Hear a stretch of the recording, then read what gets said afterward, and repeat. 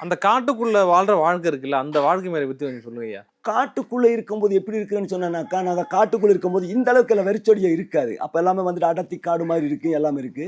நாங்க இப்ப தேன் வேணும்னா, தேனுக்கு போய் நெனச்சு போனோம்னா, தேனுக்கு எடுத்துட்டு வருவோம். தேன் எடுக்கிறதுக்கு ஒரே வேலைக்கு போனோம்னா, ஒரு தேன் மட்டும் தான் எடுத்துட்டு வர மாட்டோம். அது கூட கீரை பறிச்சுக்குவோம், கிழங்குகள் எடுத்துக்குவோம், கிழங்கு தோண்டி, நூரைக்கிழங்கு, வெள்ளரைக்கிழங்கு அப்படின்ட்டு கிழங்கு வகைகள் இருக்கு. அதை கொண்டு வந்தோம்னா, நம்ம அடுப்புலயோ, நெருப்புலயோ போட்டு சுட்டு, அதை சாப்பிட்டோம்னா எங்களுக்கு பசியே எடுக்காது. அந்த மாரியெல்லாம் ஜீவத்த எல்லாம் பொழச்சிருக்காங்க. எங்க தாத்தா, எங்க அப்பா அவர்கள், எங்க அம்மா அவங்க எல்லாமே. இல்ல இப்ப வந்து காட்டுக்குள்ள ஒரு வளர்ந்து இருந்திருக்கீங்க. இப்ப வந்து இந்த வாழ்க்கை முறைக்கு வந்திருக்கீங்க. உங்களுக்கு இது செட் ஆகலையா? எங்களுக்கு இது செட் ஆகுதுங்க. ஆனா எல்லாமே எங்களுக்கு அடிப்படை வசதி எதுவும் இல்லாதனால எங்களுக்கு எதுவும் செட் ஆக மாட்டேங்குது. ஏன்னா, எங்களுக்கு வந்துட்டு பாருங்க ஒரு காடு இருந்து ஒரு தோட்டம் இப்ப பாருங்க, ஒரு 5 ஏக்கர் நிலம் இருந்துச்சுன்னா, அவனுக்கு ஒரு போர்வெல் போட்டு அவனுக்கு ஒரு கவர்மெண்ட்ல ஒரு சலுகை பண்ணி குடுத்தா தான், அவன் எப்படி முன்னுக்கு வர முடியும்?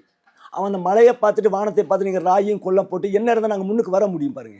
ராயும், சோளம், கொள்ளு போட்டு விளைஞ்சிட்டு இருந்தோம்னா, நம்ம எப்படி மேல வர முடியும்?